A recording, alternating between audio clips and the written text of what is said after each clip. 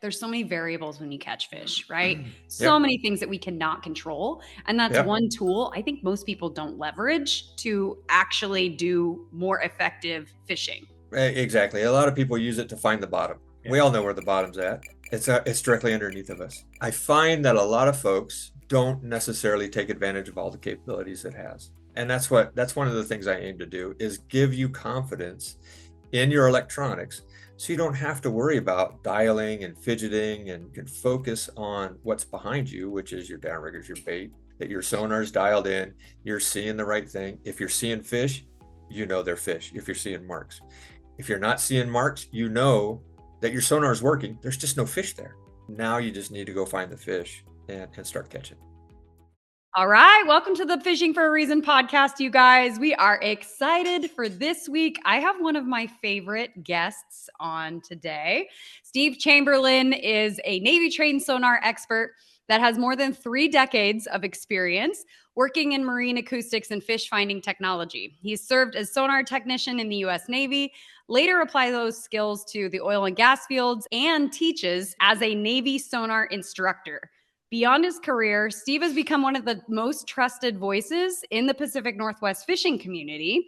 You may have seen him either speaking at the boat show or at a Puget Sound Anglers event where he's kind of down to earth and he takes this complicated thing like sonar and makes it understandable for people like me who think it's a lot. And so that's why he's been my go-to guru for our Anglers Unlimited community. And you guys have probably seen him in our community as well.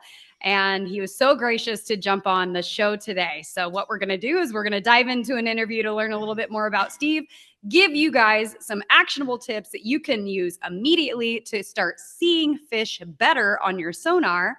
And then we have a training that we're going to transition to at the end here inside of our private community. So if you are in that private community, you'll get access to the replay. If you aren't in that community, unfortunately, that's just for those guys. So if you want to be involved in that, just email us catchmorefish@supportedanglersunlimited.co and we'll give you more information on how to sign up. So Steve. Good afternoon. Good evening. You spent 20 years as a Navy sonar technician, and I'd like to know from just that period of your career, what drew you specifically to that? Good question. That's what they offered me at MEPS when I went to enlist. They gave me 3 choices at that time. This is back in 1986. You look back in history, that was a drawdown of the Cold War. But at the time, sonar technicians were in big demand. They didn't have enough of them, so they gave me 3 choices, and each one of them was a sonar tech. So I said, sure, why not? Growing up in Eastern Oregon, I had no idea what that meant, but it seemed like a good deal. So that's what I chose. So what kind of education or training did you get to become really proficient in that world? Sure. Well, you start out with an A school, and they teach you the basics of sonar, passive sonar, active sonar, kind of a 101, if you will, on what it is you signed up for. After you graduate that, you might go on to an electronic school, because as a sonar technician, you not only are dealing with, hunting for submarines, but you're also in charge of maintaining the equipment that you use. So you need a little bit of electronics background as well. And then you go off to your first ship. You do all those wonderful things as a junior sonarman, and you start getting experience. You start finding where your niche is. And what I started finding that I really, really enjoyed was the tactical side of submarine hunting, as well as the oceanography side.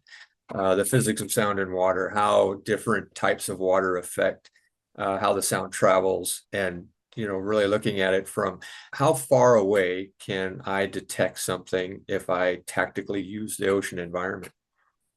And we did some pretty interesting things.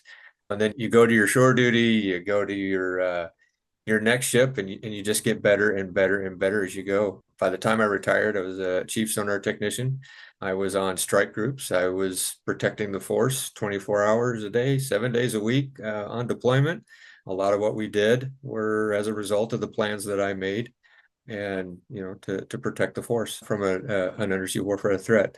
So it was fun. It's a lot of fun because I had access to just about everything. I had, the ships, I had the submarines that were moving with us, and I had the fixed wing and the rotor wing aircraft to make all that happen. So a lot of fun. So it sounds like you were kind of pushed into this route and it became a passion of yours. Absolutely. You had to. It had to be, otherwise life gets pretty boring on a ship if you're not excited about something, and it may as well be your job. So So, how does that perspective translate into the way you look at fish finders? so so that was a pretty big leap. And it was one of those things. I got my first boat here in the Pacific Northwest. I got a Thunderjet, and I had to outfit it. I had to, get it, learn how to employ it, right? So there's that tactical piece, right? How do I employ this which is now my ship, my boat, and how do I employ that to go out and catch fish? One of the first things you put on is you put on a fish finder, right? And it was a Lowrance HDS5 unit that I had. But you don't get a lot of information about how to interpret the displays. They give you a book. It's written like stereo instructions. There's no information. It's just words basically with some pictures. This is what this looks like. That's what that looks like. So it took me, sad to say, it took me about 4 weeks of reading this book, going out on the water, looking at my displays, playing with the buttons, and going, why does this work? And then I had my aha moment. I said, this is the exact same thing that's hung on the bow of a destroyer, a little bit smaller, but the exact same principle, the exact same function as the sonar, as the high power sonar that I use to find submarines actively. It's just not looking horizontally, it's looking vertically. And I just have to tune my eye and bend my brain to go vertical instead of horizontal, a lot shorter range. So once I did that, it all started coming together. And, you get that, you listen to some folks tell you that, oh, those are huge fish. Look at the size of that arch. And then you look at the frequency that they're using, and they're using, in this case, 50 kilohertz, which has a huge cone angle. And you're like, well, that's not a big fish. That's just a big cone angle. Once you understand how cone angle and frequency work, it really all comes together, and you can start doing some pretty interesting things. And if you've ever seen my training, if you've ever been a part of that, we go into it very detailed, but in a way that anybody can understand. Yes. And I think that's what's so cool about you specifically is you're also an educator. So, can you talk a little bit about how you went into that space and have translated that into teaching people like me, Sure. like dumbing it down so I can Sure. understand it? So I came back to the Pacific Northwest after I retired. I had been working out in the oil fields, the oil and gas fields in Kentucky, up and down the eastern seaboard, the Marcellus Shale. We were chasing Marcellus Shale. So using sonar to look for cement bond logs, or running cement bond logs, and also using ultrasound sonar in the holes just to do pipe conditions and things like that. So I got a phone call one day to come and teach sonar. And I said, well, that's way better than what I'm doing. So I grabbed a hold of that opportunity. We moved back up to the Pacific Northwest. I had a couple other things in that line, but the most important one was getting back to the Pacific Northwest to teach. So I was teaching SURTAS folks, right? So surveillance towed array sonar system. Very unique group of individuals that are deployed 24/7, right? 365 days a year. Very specialized group of sonar technicians. And I got to teach them for the last 12 years, right? And I took all of that information, all of that knowledge that I learned the 20 years prior to that, and poured it into teaching folks how to use the tactical environment, how to maximize their opportunities to detect threat submarines. And it was just a lot of fun. During that, I got invited to a Puget Sound anglers meeting by one of my buddies. He says, you got to go, you got to check it out. Because at that time I was still trying to learn how to fish for salmon around here. It took me a while to catch my first blackmouth. My wife was just sure I was going to throw the boat away. I was going to sell it and walk away and never return. But thankfully I went to a PSA meeting. I later called it my 12-step program. We're all involved in that. Exactly. Yeah. And I started to listen to the people that catch fish. And then I started bringing my sonar into it, my knowledge of the fish finder. And lo and behold, I started catching fish. And there was one, I remember walking up to the president at that time was Jay Fields. And, I'd been coming to meetings for a year or so. And we had all these great guest speakers, but not one of them talked about sonar. Not one of them. Mm-hmm. The ones that did wanted to sell you another sonar. It wasn't about, the information about what was going on or how to employ it or how to interpret it. So I asked Jay, I said, hey, who talks about sonar? He was like, nobody. Nobody understands that. That's all voodoo, Voodoo. So I said, well, would you mind if I gave it a shot? He's like, Cool. sure, next month it's all you. So I went home, I started working on it, created a PowerPoint, and from it just kind of blossomed from there. The training that we're going to see in the next portion is rooted in that very first presentation. And that's one of the beautiful things about sonar. It's fairly settled science, doesn't change much. So all the principles are the same. The only thing that changes is maybe some of our uses of it and some of our the way we display what we're looking at. Love that. Well, first question, what year was that? Sure. Do you remember? Had to have been right around 2012, 2013. Was your first fishing education At PSA training? meeting. Yeah. Cool. Mm-hmm. Yeah. Yeah, it was a while ago. Well, I remember because I think I saw your first presentation. Well, I mean, it wasn't your first presentation. Yeah, Right. It was. I know I saw you at PSA. Mm-hmm. That's how I was like, oh my gosh, my mind is blown. Like I Well, can actually understand how to use this tool. right. Well, it's one of those things where, I did it a number of times and I went to quite a few different PSA chapters. And the more I gave it, the more people saw it, the more they saw it multiple times. And what I was afraid of is that it would get stagnant and boring. But what happens is people, you get different nuggets each time you see it, right? Yeah. Because you're so focused on trying to, understanding one portion, then you get it down, you see it again. Oh, now I can grab this other nugget, digest it, and utilize it. There's so many variables when you catch fish, right? So many things that we cannot control. And that's one tool I think most people don't leverage to actually do more effective fishing. Exactly. A lot of people use it to find the bottom, right? Yeah. We all know where the bottom's at. It's directly underneath of us. If we want to know exactly where it's at or pretty close, just drop your downrigger ball to the bottom and you'll find it and read the dial. That's it. That's the bottom.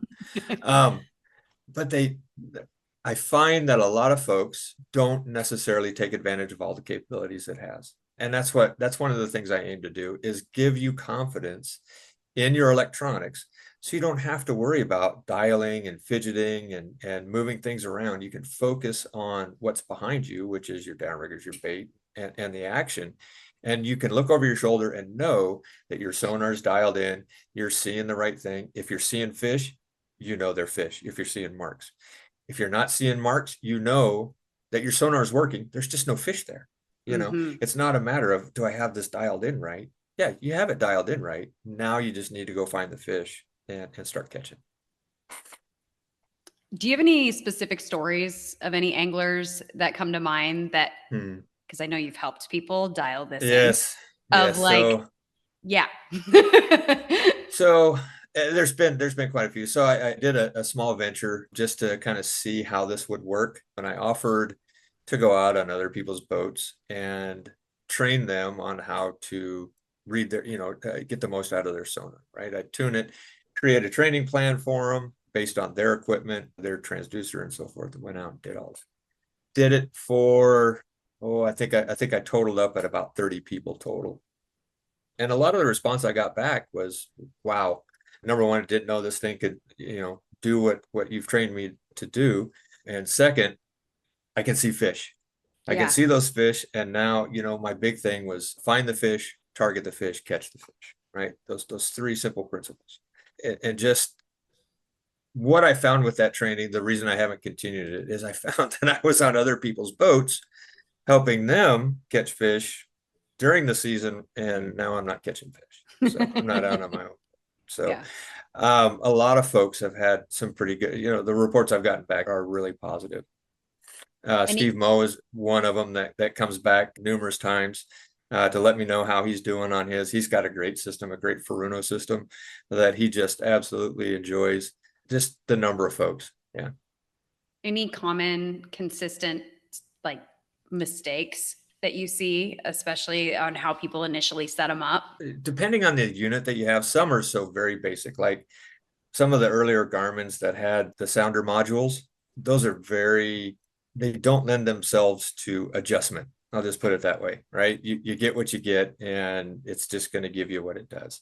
Some of the other units, the Ray Marine units, Lowrance units, some of the more advanced ones, you could do some things like scroll rates and ping rates and color palettes and things like that to make your presentations actually, pop on the screen. You can, some folks had a ping rate that was so slow, they would never see it, and it would go with that scroll rate, and you'd get these little itty bitty arches, these little itty bitty detections. And he's telling me, Steve, I'm telling you, I don't see any fish.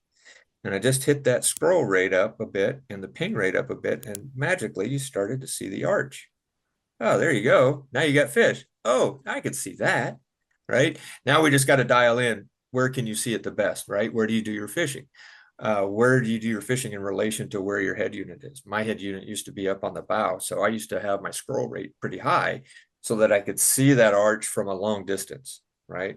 Whereas if you've got a unit on your back deck, maybe you don't need your scroll rate quite so high. You can get it to a more traditional looking arch, and that's enough for you to key on. Okay, I'm gonna ask a dumb question. Why does that matter from the front to the back? That's all distance, right? How good is my eyesight? Can I see that little bitty arch way, 15 feet Gotcha. up on my helm It's just visual. versus exactly versus Okay. looking at it there. Yeah. And we talk about scroll rate and how and what it means along with the ping rate in the training. Awesome. So yeah, it's like looking at a smudge on your screen from way in the back and Right. going after that. So what do you Right. think about most of the systems coming out of the box and the settings? How effective do you think they are if you just go right out of the box and don't adjust anything? Okay, so Will now you you're see fish? assuming that you've adjusted your transducer correctly, Yeah. right? And that's another big one. People, they're just angled wrong. They adjust their transducer for how the boat sits on the trailer versus how the boat sits in the water, right? And that has a huge effect on the arch presentation. Yeah. So right out of the box, depending on, again, how you adjusted, if you got close, yeah, you'll see something. You'll definitely see the bottom, assuming that you aren't running on step initially, trying to find the bottom. There are ways to adjust your transducer, especially a transom mounted transducer. If you've got a shoot through or a hole mounted or a through hole, it's, finding bottom on steps pretty easy. But yeah, I think out of the box, I think you can get close.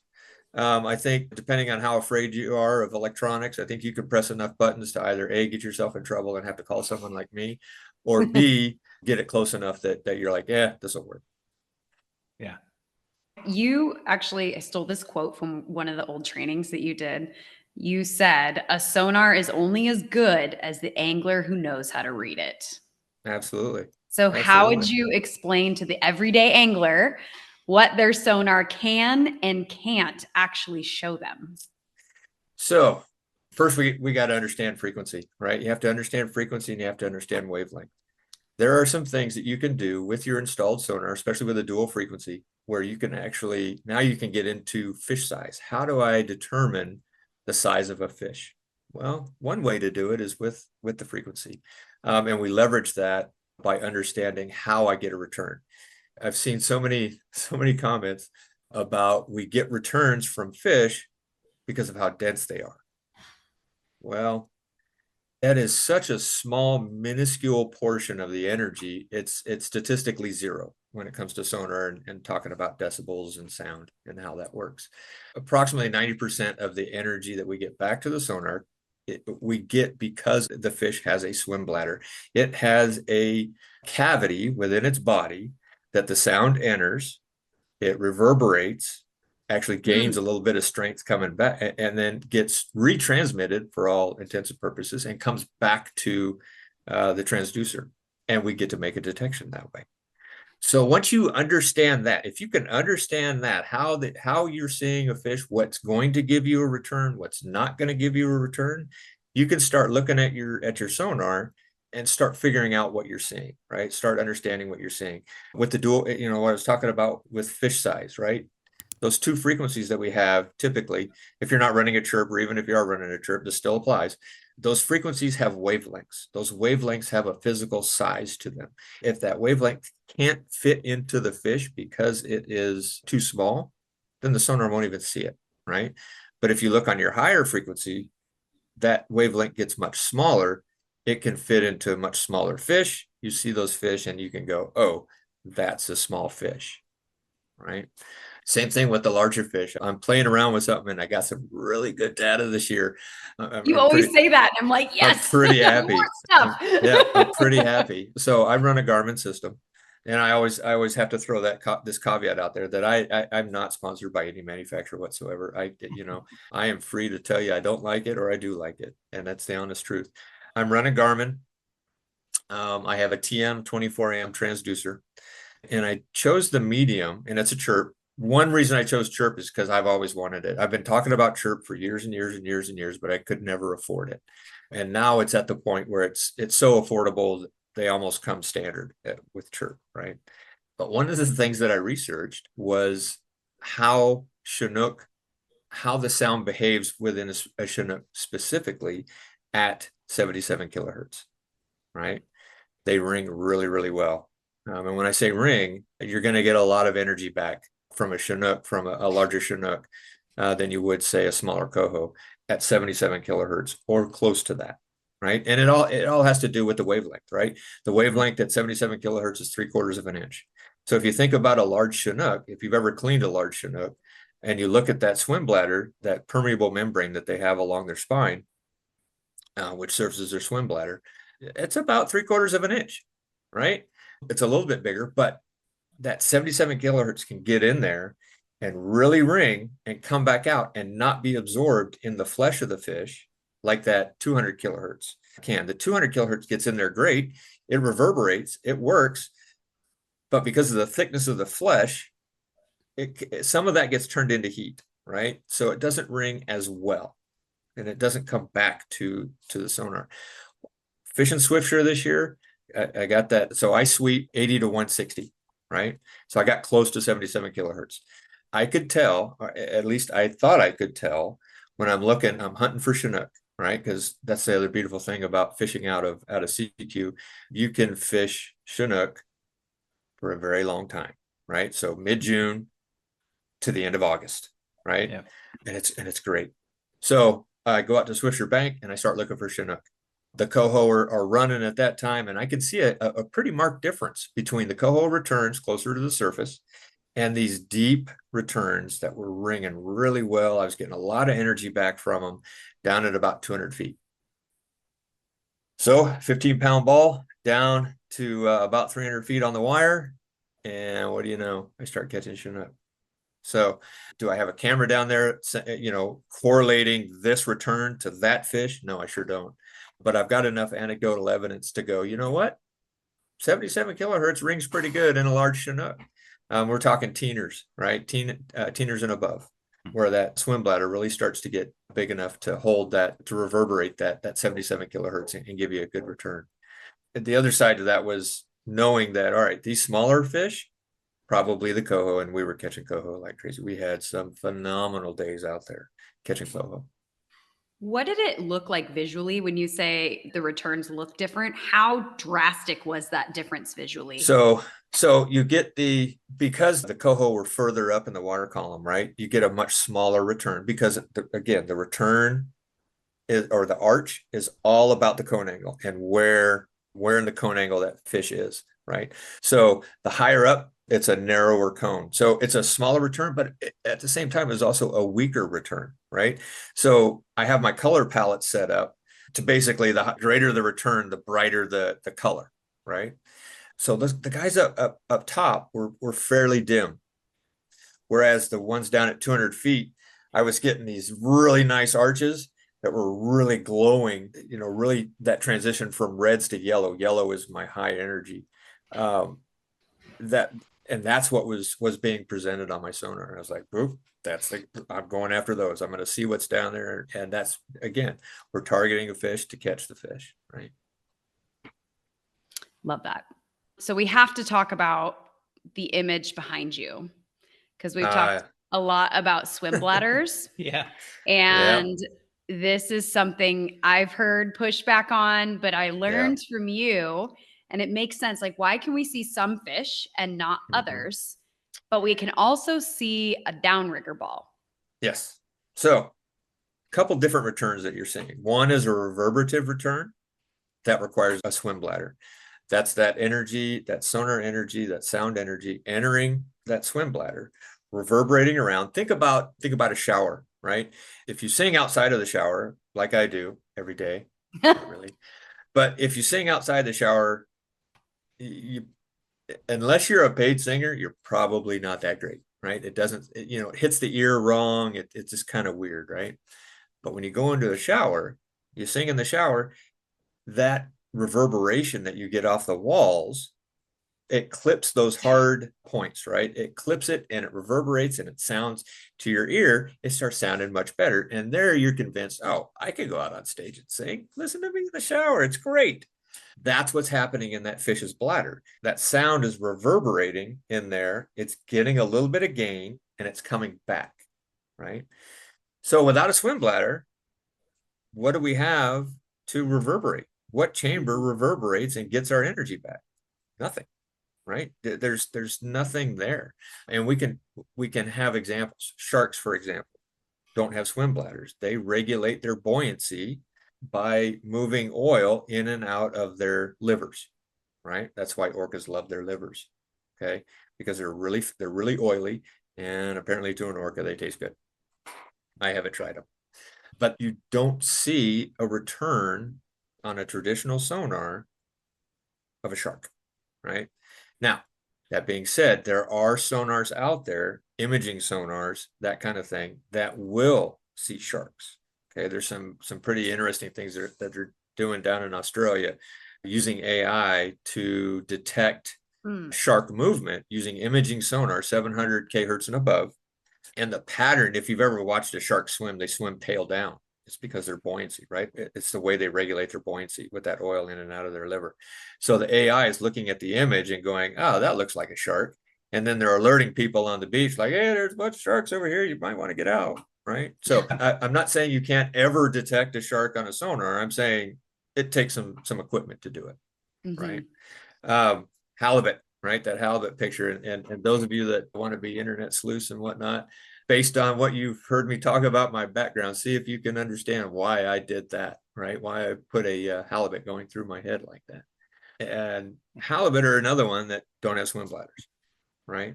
People will swear that they can see halibut on their fish finder if they're bringing it up. Well, what you're seeing is you're seeing that other return that we get, that density return, that reflective return off of your weight, off of your gear, off of the metal, off of whatever it is you've got hanging off of the end of your rod, that's coming back to your sonar, right?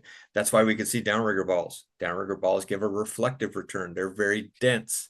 The bottom, very dense. You can start to infer bottom tight by the kind of return you get. If you're seeing a very thick bottom, it's probably muddy. If you're seeing a very sharp, narrow bottom, it's probably rocky or hard mud. Just the sound isn't penetrating very well. So some clues as to the different types of return that you can get, and that will tell you with some degree of accuracy what you're looking at. And there's some sonars out there. Furuno tries to do it based on the thickness of the return, tries to tell you what you're looking at. Is it rock? Is it sediment? Is it mud? Is it sand? Is it gravel? Is it whatever? You just kind of got to know your area and learn it that way.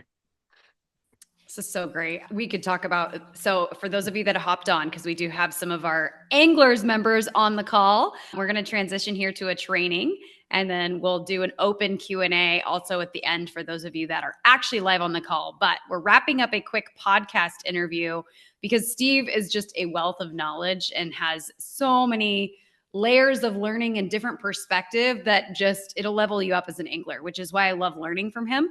And this is just too short. So my first learning is this is too short. We've been talking for 30 minutes and I'm like, we've barely even started. But I guess my final question, well, I have two final questions for the podcast. Okay. First, if you could give anglers just one or two simple sonar trips that would make the biggest difference in your opinion, what would those be? One would be to don't leave your system in auto, right? Auto, you're relying on the processor, on the computer, on the algorithm in there to show you what you want to see.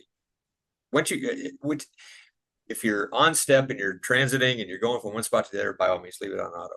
But once you get to your fishing area, adjust your sensitivities to what you want to see, right? Because that computer can very well filter out a fish that you might be able to target. So that's one of them. Second, adjust your transducer, right? Adjust your transducer for the way your boat sits in the water. If you're seeing a lot of, I call it incomplete arches, right? Either front halves or back halves, you can make some adjustments to eventually get a full arch so that you can see that fish and you know that that's a fish. And does that mean your transducer is just angled incorrectly? Correct. Okay.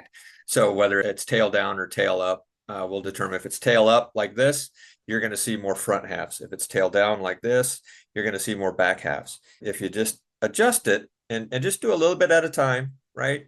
And the other part of that is just because one, you go out and there's a group of fish on your screen and there's one or two incomplete arches, but the rest of them are pretty good. Don't touch your transducer, right? The other ones just didn't go all the way through your cone angle. It's no big deal. But if the majority of your arches are incomplete, you might want to do some adjustments on that transom mounted. Okay. And we do have a tradition on this podcast. And so the previous guest gets to ask any question and they have no idea who they're leaving that question for. So I will get a question from you for our next guest, but this question was left for you. Okay. Knowing what you know now, and you can interpret this as life or fishing, however you see it. Get deep. Yep. Getting deep. Uh-oh. Knowing what you know now, what would you do differently? I probably would start fishing sooner. That's a good one. No, I got to tell you, I get asked this question about my Navy career, about what I'm doing now. Honestly, there's nothing I would change. I enjoyed my career so much. I enjoyed the journey that I've taken from, just learning how to fish until now, right? And you never stop learning. You never stop learning about what you're doing. And it's always a honing that craft, right? I look at every single one of my fishing trips as an opportunity to learn something new and to apply it for future ones. So, God, it's hard to say. I don't really prescribe to that idea of, if I could go back to when I was 17, I would totally change this, because that's going to launch you on a totally different track that you may or may not like.